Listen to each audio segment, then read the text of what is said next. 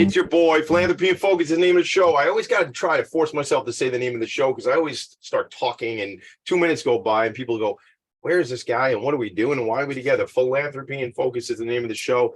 My name is Tommy D, the nonprofit sector connector. And that's what it's all about. I've been on 3 phone calls this morning already with different nonprofits and a bunch of text messages with different leaders of nonprofits. And Tommy, I need this relationship. Can you help? Can you connect us? And I would say, of course. That's what a nonprofit sector connector does. Shout out, I just put a post up on social media because there is a picture of me in the background on the Long Island Herald. So check me out on LinkedIn, and I put it up on Instagram, TommyD.NYC. But my friends at Book Fairies out here in Long Island recently gave away their 4 millionth book. 4 millionth book. It was an idea that my friend Amy Zaslansky had many years ago. She was doing a book drive just for her local school that needed some books. And that turned into a nonprofit organization that has now put 4 million books in the hands of children and adults who need books. And hashtag let's figure out this literacy thing, gang, because so many social results come out of not being able to read, and we don't have the time for it now. Although maybe when Nancy, Harvey, and I are talking about it, will be relevant to the senior community like we're talking about right now. Nancy, I'm going to go on for 2 minutes, so I want to say hello to you for a second. Good morning, Nancy Harvey from SPOP. Good morning. How are you? Service program for older people. What's up? I am doing well. Thank you. Happy to be here with you this morning. I'm happy to have you here. I'm fired up. We got a lot to talk about, a lot to get into. One of my favorite topics to discuss is mental health and how we address it and how we end the stigma. We've been talking about that only since the beginning of the show. You know, my second ever episode, Dr. Larry Grubler, Transitional Services for New York, TSINY, said to me, Tommy D, because that's my name. He said, Tommy D, we all need support at different times. And I think if we remember that as a society, as a human race, we also got to support the animals, but that's another show I do, the Professionals and Animal Lovers show. But when we're talking about it, we all need support at different times. We need to find love. We need to find compassion. I say those 4 lads from Liverpool taught us all those years ago, all you need is love. Well, you need a couple of things too. But I mean, if the baseline is love and compassion and real human decency for each other, I think the world becomes a better place. All right. So I was saying the 4 million books. I was making some text messages today, or I was making some posts this morning. Spoke to a great woman who's doing some really cool stuff in philanthropy here on Long Island. More to come on all that. We'll be talking about it. I do want to make a shout out really quick. The way that Nancy Harvey and I get to connect is because since the inception of the New York City Imagine Awards, I have been involved. I'm an old school Long Island Imagine Awards guy. And since we've started the Imagine Awards in New York City, I've been involved. Nancy was a semifinalist in the process for the Imagine Awards. The finalists just came out. Nancy, I know you're going to be in the room with us anyway, because we made sure that we have tickets for people. So unfortunately, you did not make it to the finals. And I hate to start a show that way, but I want to reference it because it's the importance of community. I almost feel a little responsible that you're not a finalist because I wrote the write-up. So I feel like I didn't do a good job. So we're going to show and prove why this organization and you as a leader, from the purpose of seniors who have mental health issues, from the network that you've created. And I talk about networking all the time, but a network from a different sense, a network of providers, hospitals, senior community care centers in the community, and all this stuff. We're going to get into all that today. But I did want to just reference that if it's not for Ken Serini and then the Imagine Awards, you and I don't meet, candidly. Like that's how it works. So I appreciate you coming on to the show today. I have a lot to talk about with you. As we talked about, there's a couple of things I gotta sort of shout out right away. When I looked at your bio, my wife went to New Paltz. And while my wife was at New Paltz, my cousin Mickey and my buddy Danny were at Marist. So we spent some time up there on the Hudson, you know, back and forth, different sides. And I'm trying to think, because you got your BA at New Paltz, right? And you got your master's of social work from SUNY Albany. That is SUNY New Paltz, everybody.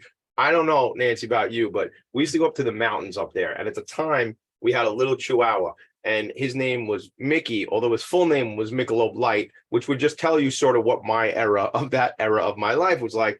September 21st, actually 2 months from this morning, will be 13 years without having a Michelob Light or any drinks in my body, gang. So keep up, doing what you got to do to protect yourselves when that's important. But when it comes out, his name was Mickey, and we would take him up to the mountains. And I texted my wife, I can't think of the name of the mountain that we used to go up to. Mohonk? Mohonk. The restaurant up there too, we couldn't afford it. We were college kids, so we couldn't afford the restaurant, but we would have sandwiches, like, and we would see the restaurant, like when we were up there on the waterfall and stuff like that. What a beautiful part of New York. And gang, listen, there are 5 boroughs of New York City. There are two counties out here on Long Island, but then there's a whole state. It's not just the Bronx and then Canada, although some of us downstaters might act as if it is just the Bronx and then Canada. But there's a beautiful, many beautiful parts of New York City, excuse me, of New York State that don't involve the Empire State Building and the Statue of Liberty. Nancy, so let's dive in. I have some background.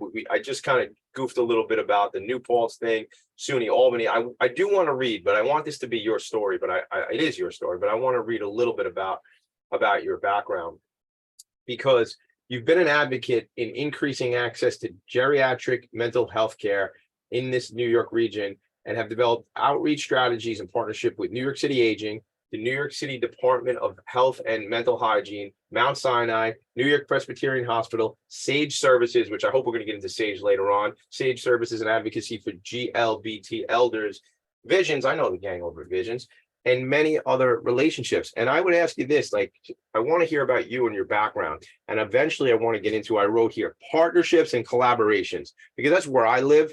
And that's really where I think a lot of what your success as an organization, and certainly your success as a leader, because when I met with you and your team with regards to the New York City Imagine Awards, it was all that. It was, what you have to understand is Nancy has created these relationships. What you have to understand is Nancy built this infrastructure and all these connections.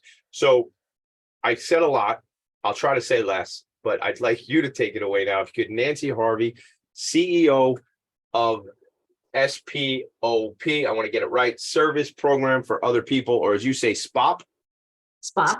SPOP. I like acronyms. I'm big on acronyms. That's why I started doing a hashtag NPSC. That stands for Nonprofit Sector Connector. That's my new acronym. So take it away. What brought you to social work in general? Is there a story there? And then I'm sure there must be something that brings you to being involved in the geriatric community. What is the relationship to that? Because in my experience, I don't think people just say, kind of look down at a book and they go, oh, I'll do that. Or there's usually a catalyst. There's something in their life that kind of helps them on this journey. Can you start there?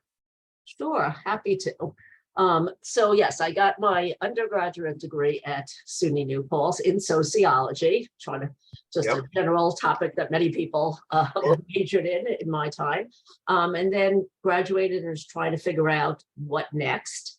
My uncle was visiting from Illinois. He was an architect and urban planner working with the older community.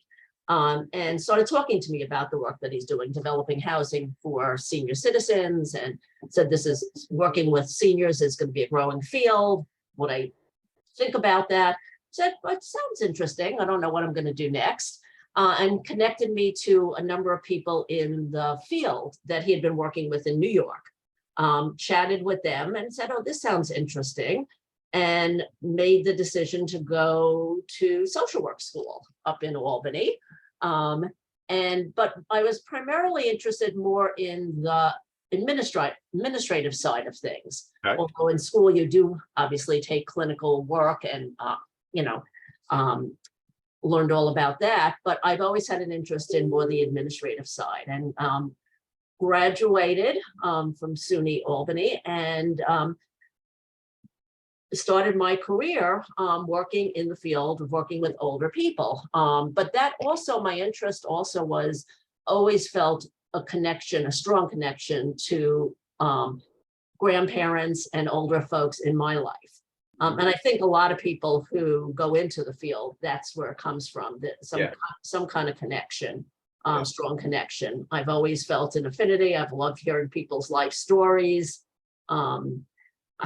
I enjoy to this day reading obituaries, not that. Do you? Yes, Oh, I like to hear about people's lives and things that they have accomplished. I want to ask you about that, because let's talk about that for a second. We're going to come back to obituaries in a second, but right. I do feel like I need to make a shout out. So I'm a product of Nassau Community College, followed up. I graduated from SUNY Old Westbury, both of the state of New York system, and I would say the state of New York has incredible educational systems, gang. And if you are, and not just the state of New York, every state has great, schools and colleges in their university system. And I would just encourage you to check out that stuff as a younger person or somebody who's going back. I mean, I am right on the cusp of going back myself. There's actually a nonprofit program at SUNY Old Westbury, so I'm going to go back and take a couple of courses. But I just encourage, a great education at a much less of a cost. And shout out to the city schools as well, New York City schools, because same thing. But what a cool thing, because the obituary piece there, because it might have been like something where somebody go, what? That's kind of morbid. Why does she want to? But it's there used to be a show on A&E, and I don't even know if A&E is actually a channel anymore, but it was called Biography. And it was a great show. And I do like to read, but I always find myself reading like professional development books but I much rather either somebody read to me, which doesn't happen as an adult all that much, but unless you use Audible, and I love Audible, but I like to either be told a story or listen to a story or something like that. And that is interesting to me because, actually, I don't know why this is coming up for me, but we go to Hershey sometimes, Hershey, Pennsylvania. And, when you go to these towns, like if you stay at the Hershey Resort or the Lodge, there's like this constant loop of the Milton Hershey story, right? And it's just any of those stories are great because it's someone's life story. So talk to me, when did you decide I'm going to start reading obituaries? That's like, how did that happen? I can't say I can remember when I decided, but somehow I was drawn to reading about, I find it's interesting to read about people's life stories, things that they've accomplished, things that they've been through throughout their lifespan. And I just find it's fascinating. Yes, of course, it's sad that they're no longer with us, but it's really, I find it just amazing to read about what people have accomplished and in their lives. And so that's where it comes from. It's just interest in hearing what people have done, where they've been, where they've got, throughout their life. Yeah, I had to Google it while you were talking because I want to find that there's this poem that refers to the dash when you think of a gravestone. And I didn't know we were going to go in this direction. But it's a poem by Linda Ellis, and I didn't know that either. But the internet's a little slow here. But maybe if I get the poem, I'll read it to everybody when we come back. But the thing is, it refers to the dash between the person's date of birth and their date of death on their tombstone, because isn't the dash everything? It's not when I got here or when I left. It's what is the story that happened in the middle. And I will do my best to read it for everybody potentially this morning when we come back from a break. So that's interesting to me. I think that draws you to, obviously, as you talk about the work. I remember my grandparents, man, especially my mom's parents, my nana and my pop. And I'm the oldest grandson of 20 grandchildren on that side of the family. Yes, my cousin Mariah, and then me, and then a whole bunch of the rest of us. And I had this certain kinship relationship. I freaking loved them, and they loved me. They loved their Tommy D. Nana used to say, "You light up my life." Who knew I was going to sing, gang? I knew, but Nana used to sing that song to me, and I miss them a lot. And I find I'm always drawn to. I don't even want to say like seniors. I mean, my father's going to be 72 years old, and I wouldn't even consider him a senior. He runs his own business. Shout out to Papa. Thank you for the Italian ices you donate all the time to my nonprofit friends. That's my dad, Ralph's Ices in Huntington, New York. But I feel like just people of a different era, Nancy. I love connecting because I could just sit for days and listen. And I think not to beat up on us as a society in the States here, because that's a real harsh generalization, but I will say this. I realize that other societies, I think, venerate and respect the wisdom of the elders more, in my experience, than I think we do here. That's just a comment. I don't want to argue anybody about it. It's just one man's commentary, a guy who spends his days in an attic. So if you don't like what I'm saying, well, it's just one man's opinion in an attic. But I do think that we could have a much better focus on people's stories and the wisdom that people who live life and have experienced a longer dash than those younger people. There's so much there. And I watch my own kids with their grandparents, my parents and my wife's parents, and that connection. It's a different connection. And also those cute phrases about being a grandparent is great because you get to bring them home and drop them off and all that kind of stuff. But it is a different and unique relationship. I love, and I don't do it enough, but I want to go and do some more service work in the senior community. And maybe that actually could be something where you and I will talk about today. So you gave us some background. We are going to go to a quick break, but when we come back, I want you to just fill in how you get to SPOP, how you get to this organization. I mean, you've been leading this organization for a number of years now, 1990, is that right? That's correct. Yeah. So so I want to know when we come back, did you work here first? Did you have experience somewhere else? Mhm. And eventually, meaning in this program today, we will get to, speaking of programs, we'll get to your programs, we'll get to the impact, and we'll get to some anecdotal stories, because we're talking about stories, and that's what really, sells, if you will. And we're trying to sell the mission of your organization and talk about how great it is. So if it's okay with you, we're going to take a quick break. We come back, we will just continue this dialogue. Sounds good? Yep. We are right back. Are you a business owner? Do you want to be a business owner? Do you work with business owners? Hi, I'm Stephen Fry, your small and medium-sized business, or SMB guy, and I'm the host of the new show, Always Friday. While I love to have fun on my show, we take those Friday feelings of freedom and clarity to discuss popular topics on the minds of SMBs today. Please join me and my various special guests on Friday at 11 a.m. on talkradio.nyc. Are you a conscious co-creator? Are you on a quest to raise your vibration and your consciousness? I'm Sam Leibowitz, your conscious consultant, and on my show, The Conscious Consultant Hour, Awakening Humanity, we will touch upon all these topics and more. Listen live at our new time on Thursdays at 12 noon Eastern Time. That's The Conscious Consultant Hour, Awakening Humanity, Thursdays 12 noon on talkradio.nyc.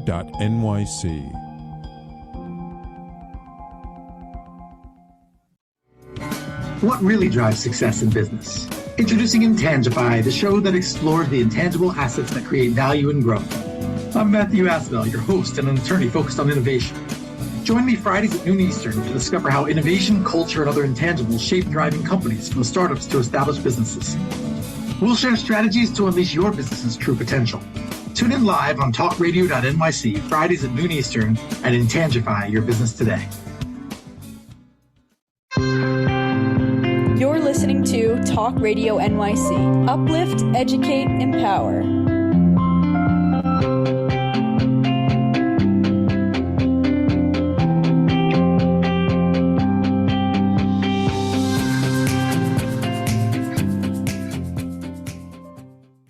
Nonprofits need connections to move in good directions.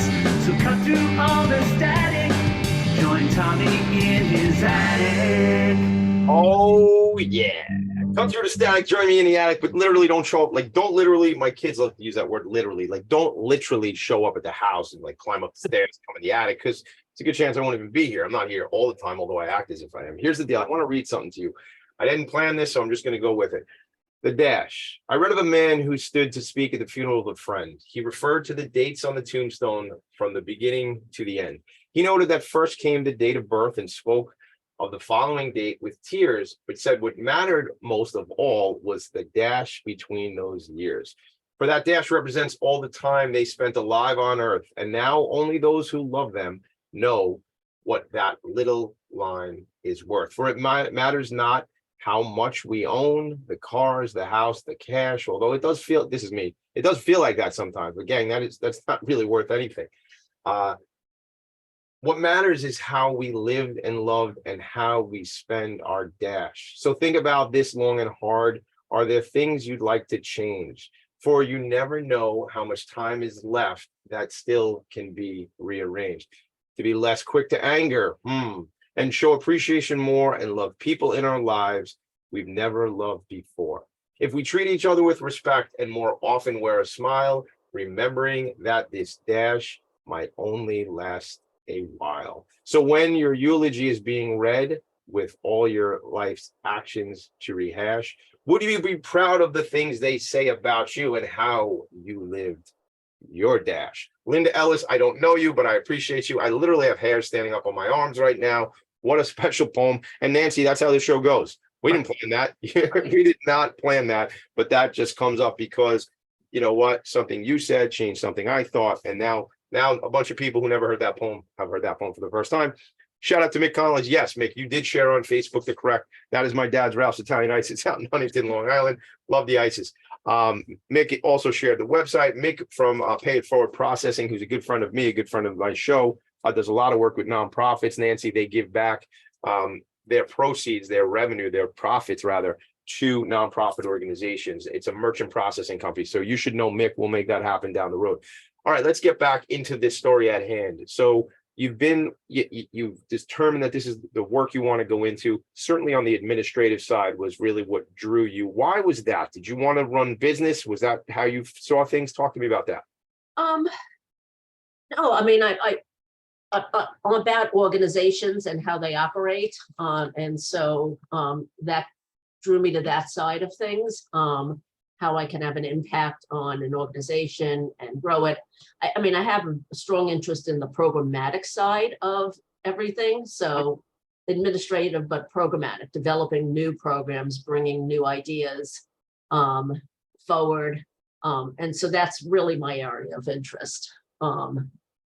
So let me ask you this. So the organization was launched in 1972 and it became independently incorporated in 79, one of the first agencies to focus on behavioral health needs of older adults as a national leader in the field. Now, I can go on about awards of the organization as one of the things like that. What I really want to say is we're talking about the 70s. Now, when we talk about the 70s, from a mental health perspective, and I'm not going to claim to know that I know all the statistics, but there was this evolution in this country, maybe on the planet, but in this country is how mental health was being handled and how prior to, certain medications and prescription meds coming out onto the market, folks were, for lack of a better way of saying it, and I don't mean disrespect, were in institutions, were in hospitals, and they did not leave hospitals. And and then that all changed. So it seems like your organization has been around to some of that, into some of that history as well.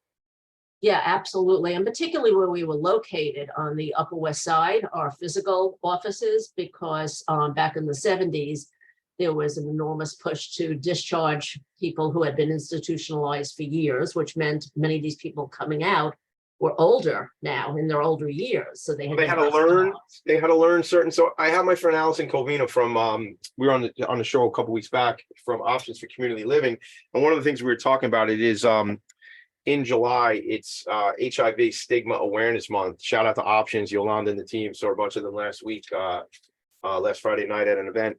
But it was like this thing where people had to learn the habits. The daily living abilities, right? Like which they maybe never had to do before, and they have to learn some of these things as adults. Absolutely. So our organization, did start back in the 70s and really served, a wide range of older adults who were struggling with mental health issues. So there could be people who, like we just were referring to, who had spent years in psychiatric hospitals or cycled in and out of regular hospitals for mental health issues.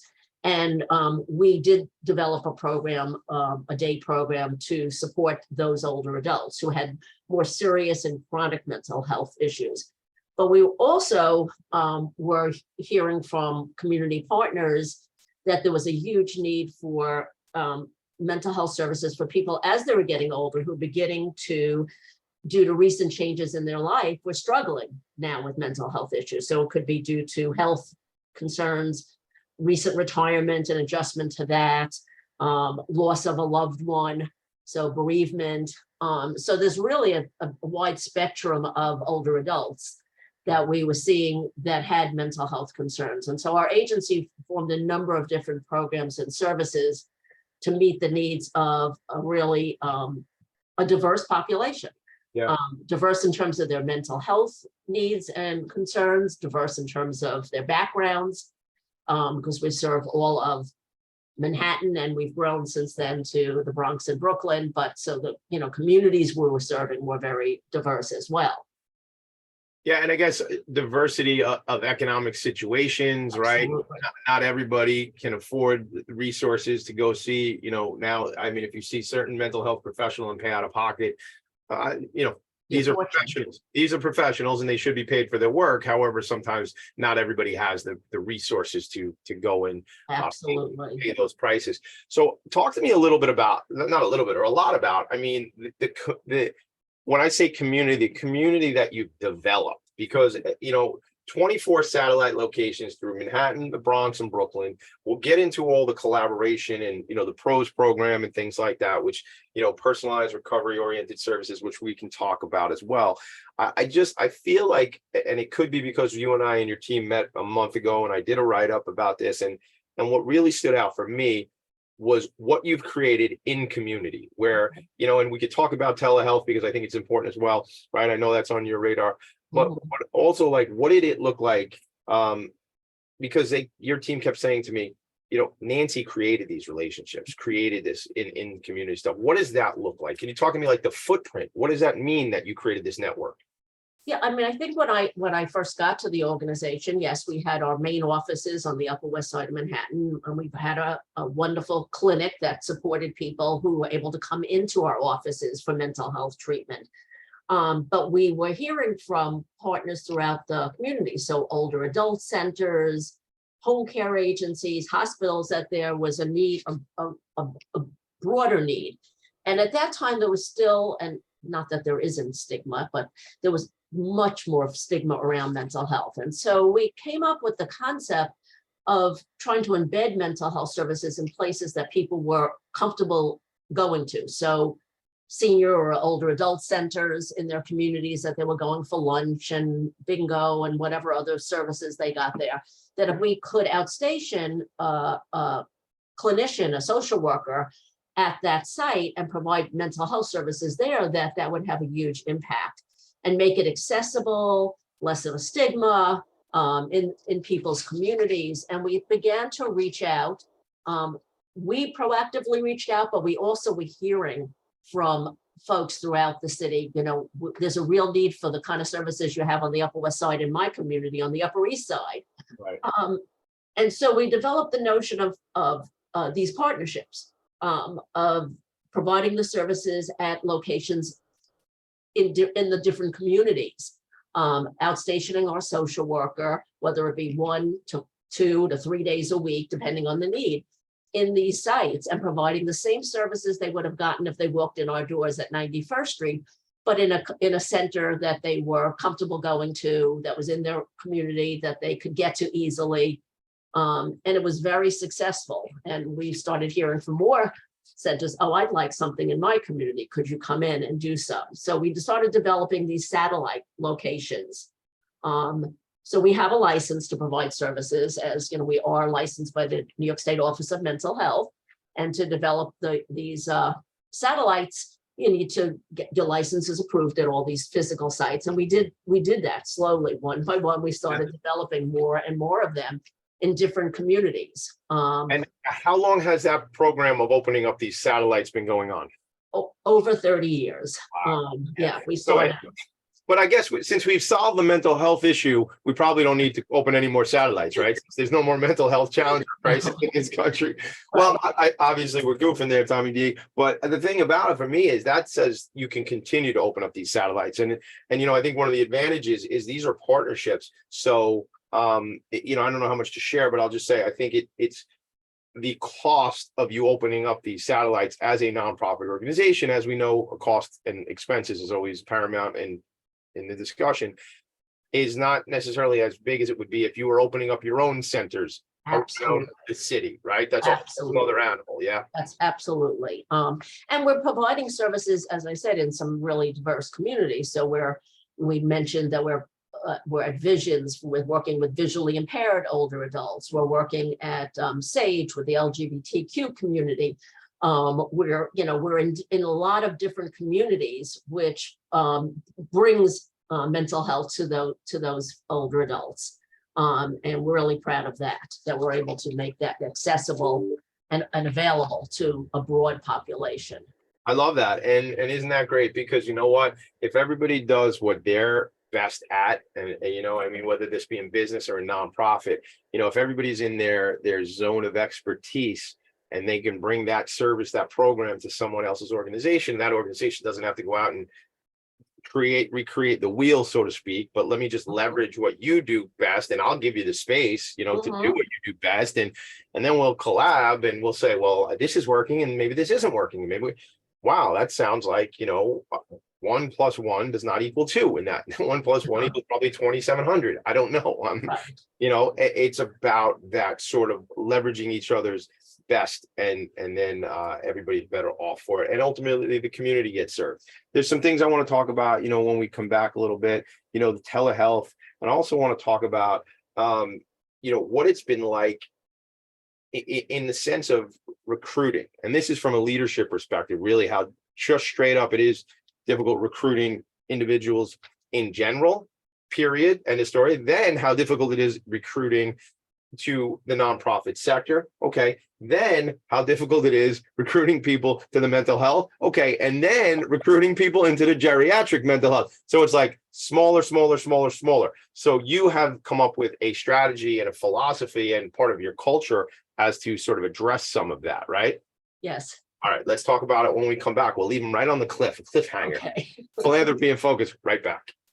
Are you passionate about the conversation around racism? Hi, I'm Reverend Dr. TLC, host of the Dismantle Racism Show, which airs every Thursday at 11 a.m. Eastern on talkradio.nyc. Join me and my amazing guests as we discuss ways to uncover, dismantle, and eradicate racism. That's Thursdays at 11 o'clock a.m. on talkradio.nyc. In a post-COVID world, you may have many unanswered questions regarding your health. Are you looking to live a healthier lifestyle? Do you have a desire to learn more about mental health and enhance your quality of life? Or do you just want to participate in self-understanding and awareness? I'm Frank R. Harrison, host of Frank About Health, and each Thursday, I will tackle these questions and work to enlighten you. Tune in every Thursday at 5 p.m. on talkradio.nyc, and I will be frank about health to advocate for all of us.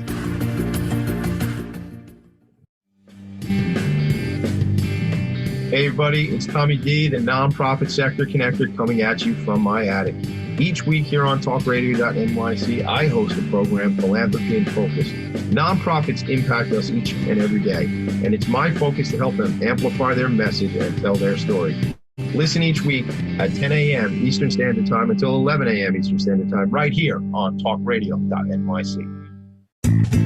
You're listening to Talk Radio NYC at www.talkradio.nyc. Now broadcasting 24 hours a day.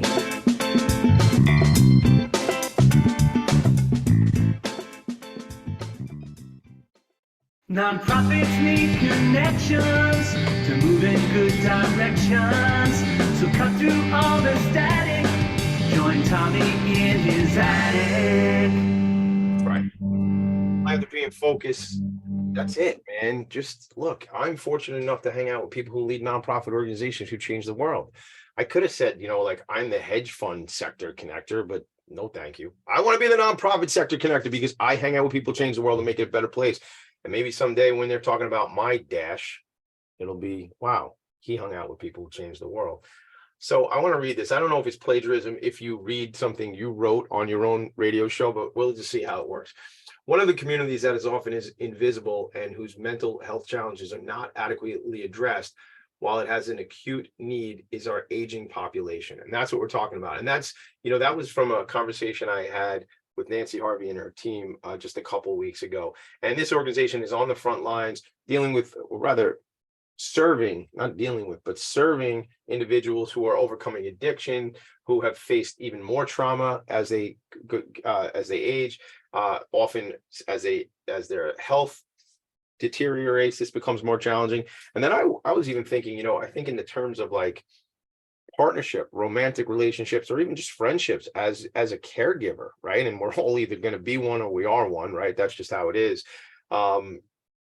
As older adults who might be caring for a partner or another loved one, it gets even more challenging, and that's a strain on our mental health, right? So there's so many things that are pulling. I mean, I know what it's like to be a 45-year-old man raising 4 children with my wife and running a business and all the other thing, and that is challenging. And when health starts to come in, physical health starts to deteriorate, that makes a whole nother challenge. So what I wanted to go into a little further about programs and things, and then we can talk about, telehealth, and even how telehealth has been a boon to recruiting and this culture that you have of kind of bringing people through. How's that sound? Sounds good. All right, take it away. So, I do want to speak about two other programs that we didn't touch on. We did touch on briefly when I was talking more about the seriously mentally ill and folks that have had chronic mental health issues throughout their life. So we operate the only PROS program, so personalized recovery oriented services program for older adults in New York State. Wow. And it's working on not just maintaining people in the community. These are folks, as I said, who were discharged from state psychiatric hospitals or cycled in and out of hospital, regular hospitals for mental health issues, and needed the supports to return to life in the community. And so our PROS program, as we call it, has been really successful in working with this population, who really, helping them to reconnect them with, for example, in some cases, employment and reconnecting with family, volunteering in the community. So it's a really special program, and so I did want to give a shout out to that program, and also to our bereavement program, which you have up here. Yeah. So gang, just let me jump in 1 second, Nancy. So what I'm sharing, let's say you found this as a podcast only, what I'd encourage you to do is I'm just sharing my screen and looking at some of the programs, but you would go to spop.org and then you would look on the programs tab and you would see. That's what I'm sharing for folks who are watching the video. Absolutely. So please talk about bereavement, please. Yeah, so bereavement, we operate a bereavement support program, so it's all volunteers themselves who have been bereaved and have been trained by our staff to operate support groups to help people, whether they have a loss due to a spouse, partner, or unfortunately, say, child or other family member, a loved one in their family. And so we lead these wonderful bereavement support groups that have been really successful in helping people transition back and make connections. Also talking about connections, many of the people who have been in our bereavement support groups have maintained relationships after that, and to help them get reestablished in their life after their tremendous loss. So we operate a number of different programs, and I could go on about them, but I think, I'm happy that you've highlighted our website. Yeah, I want people to go to spop.org, and it's not always common that you can get such a small URL like that. spop.org. Right. Check out spop.org. Something's coming up for me. I want to just put it out there is, I do a lot of work in the community of individuals with intellectual and developmental disabilities, and it's an interest personally, and it's just a connection of where my heart is in a lot of ways. And I think in terms of, as you talk about this type of work and connections and relationships, I find that in my experience from a vocational perspective, individuals with intellectual and developmental disabilities often are unemployed, not because of lack of skill or ability, but rather for a lack of access, so they have so much to give. They just, and shout out to Winter Center for Autism. Christine Ponzio will be on the show next week. I was out there scooping Italian ices with them. It was like 95 degrees. I mean, I was melting. The ice was melting. But no, I had a cooler. I didn't have a freezer. I had a cooler. But I will tell you this. They've now, in their program, just being 1 year old, have helped 120 adults with intellectual developmental disabilities get gainful employment. Right. My point of drawing this parallel here, Nancy, is these seniors have so much more to give too. People are going to live into their 80s and their 90s. Like at year 65, maybe we're just getting warmed up, man. There's a lot more to give. So, whether it be giving through programs with the bereavement or the PROS program, or however they can give back and be an asset to these communities, then we got to do that, right? Absolutely. Yeah. It's interesting you bring that up, but we define older, which is funny because nowadays that's not older as 55. So we're serving a really broad spectrum. That scares me. I that's a decade away. That's older. My kids are laughing because they think I'm an old man right now. Right.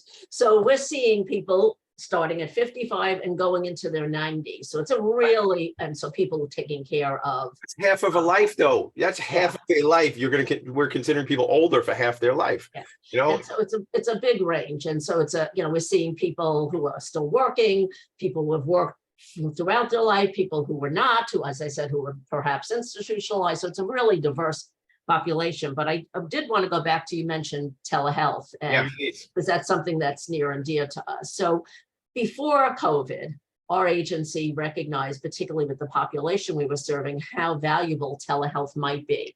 Our client population would struggle sometimes to come in for their service, for their therapy, if it was a snow day, if they weren't feeling well. I could go on for various reasons. And so they have to cancel their appointment.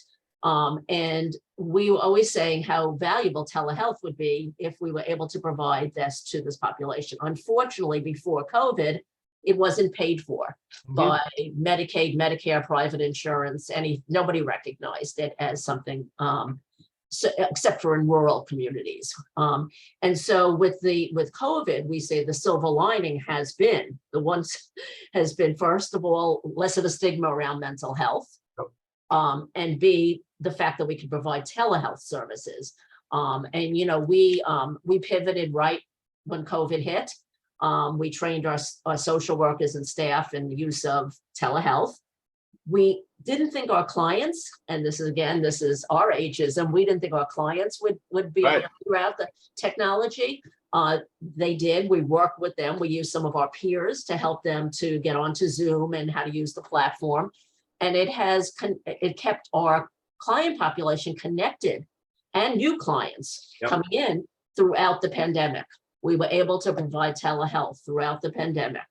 How has that, and I'm looking at my notes, I'm totally stealing from something I wrote. So how does that also affect, I'm kind of like setting this one up for you, but like, how has that also affected your staff and what it's been, the ability that's given, certainly during COVID when not nobody was going anywhere.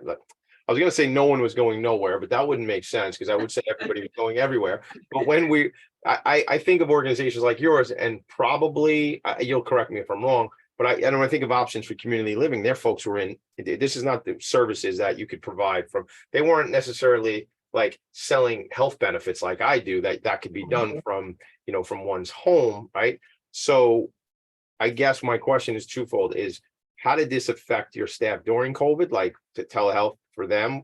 And then also, what does that look like from the perspective of making their lifestyle better, your employees, and attracting people to the work?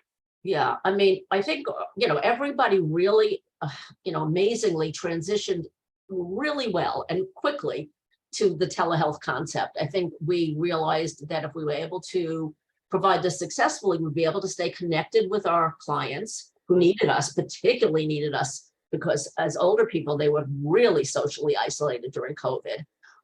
And so this was really important. And our staff was really, really dedicated to making sure that they were able to continue to provide services to their population. That really focused on that. We did partially reopen, opened and closed like a lot of agencies throughout the ups and downs of COVID. But at this point, our staff are working partially remote, which I think has made a big difference, like I said, in terms of recruitment and retention. We are, I'd say about 20 to 25% of our clients are coming in for in-person services, and we're there for them if that's what they choose. And staff are coming in 2 to 3 days a week to provide those in-person. We're rotating schedules, so we always have somebody, more than somebody, several staff on site. But we're also providing telehealth for those who want that as an option, or for example, they may think they want to come in, and all of a sudden, as I said, something comes up and they're not feeling well and they want to continue their session, and they'll say, can I switch it to telehealth today? Yeah. Has that increased your capacity? I mean, if you say 20 to 25% of the people are in person, is that to say that as a result of telehealth being this asset, can you see statistically that you're seeing more people? And are there specific numbers, like when you look at that? Absolutely. We can see more people. I mean, one of the models, and we'll probably go back to this, we were the first agency and one of a handful in New York that provided services in clients' homes. So prior to COVID, for those older adults who really could not get out, either due to physical or mental health issues, we would provide mental health support once in their homes. So our social workers went out, our psychiatrists went out. We did stop that during COVID. And we're looking at that again to see if people would be comfortable going back into people's homes, if our client population would be comfortable, if our staff would be. But telehealth, well, obviously, if you're seeing people in their homes, you can see less people. There's travel involved and time involved. With telehealth, we're able to see more people.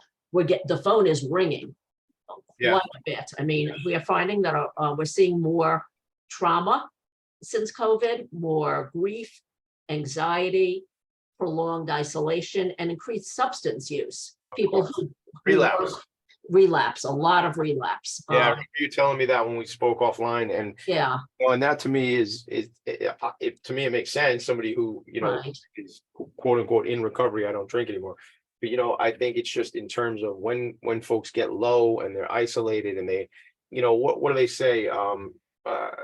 What is the antidote for depression? Connection, right? I'll tell you, man, when I'm feeling low, a good old hug makes me feel better. I mean, like connection with people. I will tell you this, which I think I share pretty openly, but like I didn't realize it, but early COVID, I was in some level of mourning, and not to be funny and mock people who lost someone during COVID, but I was mourning my lifestyle, like I was a guy who was on the road, meeting new people, 30, 40, 50 new people, new faces, right? That fed my dopamine in my brain or created that dopamine I needed. And then I didn't have that. And I think that, so think of that in terms of isolation for seniors or someone who's already experiencing some mental health issues. And now I'm alone and I don't have anybody. I mean, I don't want to go back to, when we saw the grandmother or the grandfather looking out of the window of the nursing home and all this stuff, like just where that was the only interaction. But anyway, God, I can't believe that was a part of our life. Yes. Not too long ago. That was our life in this COVID era. All right. So to move on, because we could talk about that piece, I'll just kind of rant about it, but we won't now. Let's move on for a second, because we're going to go to one last break. We come back. I think it's critically important to hit upon this piece that you and I have kind of flirted around this morning about, what the program that you have created as what I'll call a pipeline of bringing people into the work, from a licensing perspective and the whole thing. I think you know what I'm talking about, I'm sure, and your team knows what I'm talking about. So we come back, if we could talk about that, because I think that leaves a roadmap for other organizations to be mindful and thoughtful about bringing people through the ranks to create what it is we need, leaders in this space. Is that fair? Fair enough. Yep. Let's do it. We'll be right back to close up Philanthropy and Focus, because I always tell you this: we run out of time way before we run out of words. And if you hang out with me, you know that. All right, be right back. What really drives success in business? Introducing Intangify, the show that explores the intangible assets that create value and growth. I'm Matthew Asbell, your host and an attorney focused on innovation. Join me Fridays at noon Eastern to discover how innovation, culture, and other intangibles shape thriving companies, from startups to established businesses. We'll share strategies to unleash your business's true potential. Tune in live on talkradio.nyc, Fridays at noon Eastern, and Intangify your business today.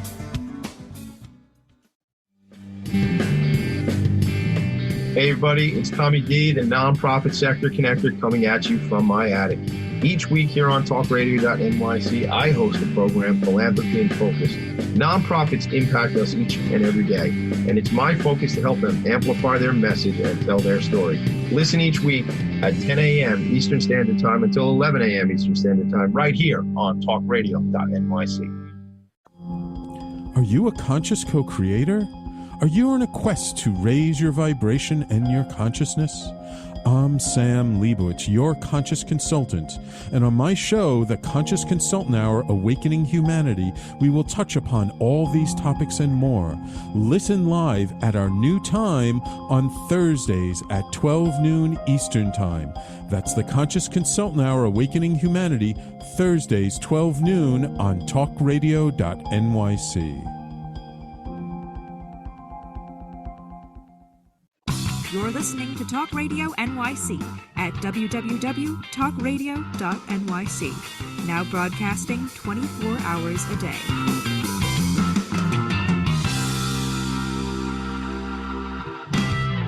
Nonprofits need connections to move in good directions. So cut through all the static. Join Tommy in his attic. We are back, ladies and gentlemen, boys and girls, children of all ages. What you probably didn't know, that I always wanted to be a game show host or maybe a ringleader in a circus. So when I was no animal circus. I'm an animal advocate. So you'll know none of the abused animals. Like maybe the ringleader at Cirque du Soleil. You know, I think that's how you say that word, Cirque du Soleil. But listen, I had when I got married, I had a top hat on. And I had on what they call a morning suit, which is not like it's not tails, but it's like the cutaway on the back, because and I had like a Willy Wonka like walking stick, because why wouldn't you? I'm only going to get married once, and that was that one. Text me for the pictures. Maybe I'll put one up on Instagram. TommyD.NYC on Instagram is where you can find the picture of my wedding, apparently. All right, so Nancy, let's get into that thing there, that piece about how, you know, it's challenging to just to find staff in general, but even more in certain areas. Absolutely. I mean, I think all nonprofits and businesses in general have been really struggling with recruitment.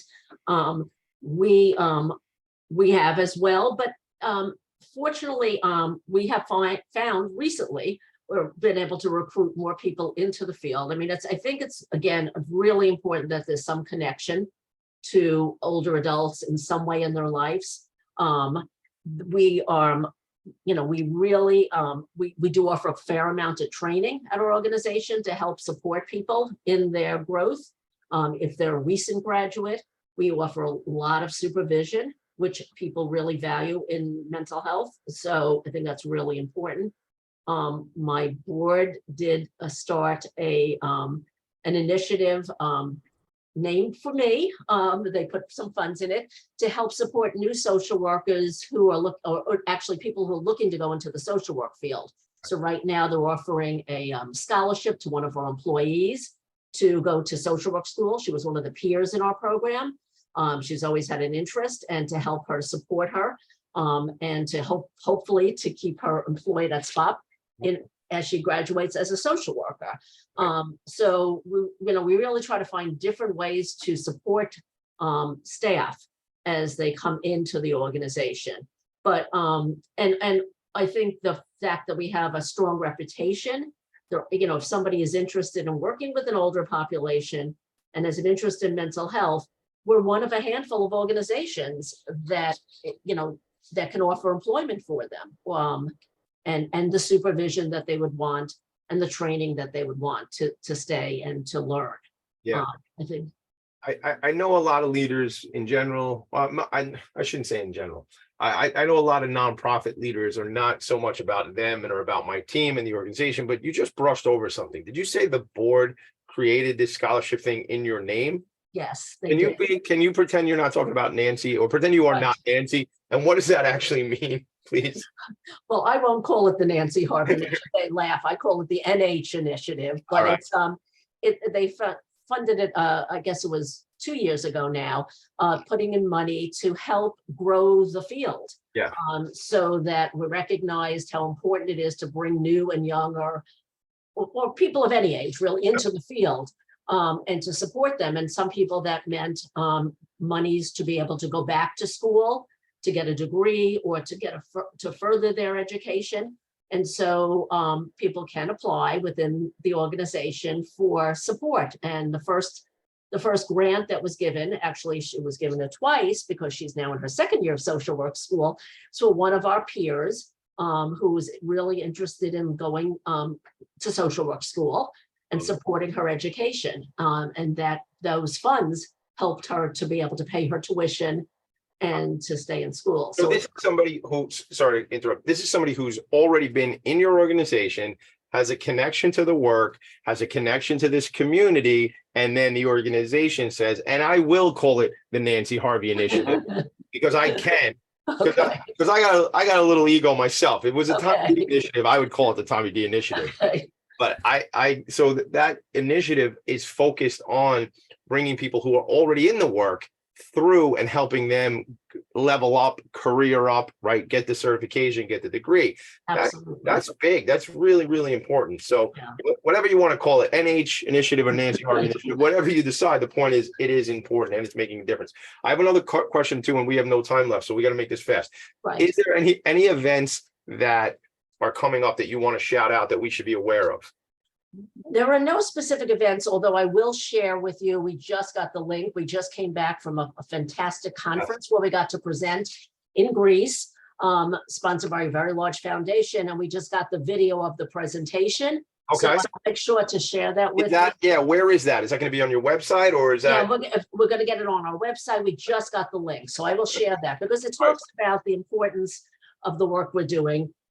Two comments. We want to make sure that people are rejecting negative stereotypes about aging and that they're viewing each person as an individual, not an age. 100%. Those are two important things I want to get out there. 100%. Rejecting negative stereotypes about aging and view each person as an individual, not their age. We would change most of the problems in this world if we just viewed individuals as individuals and stopped trying to put people into freaking groups. There's only one group, the human group, right? Like that's a group. Start dissecting it. Look at everybody as individuals. And maybe even me saying the human group is wrong, right? So it probably is just right. You got what I'm saying. So right. I'm a 45-year-old man. I am not the same as most 45-year-old men, and most 45-year-old men are not going to do it what this guy does. So it's just different. So individuals, super, super important. One last question before we go, and we got literally a minute to do it. Last week, I was with my friend Lauren Vlachos at Alzheimer's Dementia Resource Center in Long Island, however you say it. I've only lived here 45 years. I think it's on Long Island. How does this relate quickly, if you could, to cognitive issues and mental health and that piece? I know I didn't give you a lot of time. Yeah, I mean, we are seeing people, unfortunately, that we started serving and throughout, they've been with us for many years and started experiencing some cognitive decline, begin early stages of Alzheimer's. I mean, it is hard to be able to provide therapeutic sessions once they get into a certain stage, but we do work with people with early stage and then refer them to partners that we know in the community. That's what I figured. And it's connecting people to support groups, to therapists, to people who are skilled in working with this population. And that's what I figured you'd say, because that's what it is. Everybody stay in your lane to the best of your ability and connect and refer out and then receive those referrals right back in. The website is SPOP.org, SPOP.org. And I did mention Lauren Vlachos, Alzheimer's Dementia Resource Center. I'll share her information, the organization on Facebook in a second. And then look to connect with me. It's TommyD.NYC on Instagram and the whole thing. Nancy, anything you want to leave them with before we go? No, just thank you for this opportunity to speak with you and share our story. And again, it's been a pleasure. Thank you so much. I feel like I made a new friend and I appreciate that. I hope we stay connected. Thank you to your team, Janet, and everybody else for making this happen. And listen, thank you, Logan, for doing a great job on the production side. And thank you, Mom and Dad, for creating me. Because if you didn't create me, then I couldn't be here to make all the changes I'm making. All right. Make it a great day, everybody. I'll see you later. Bye. Thank you. Nonprofits need connections to move in good directions.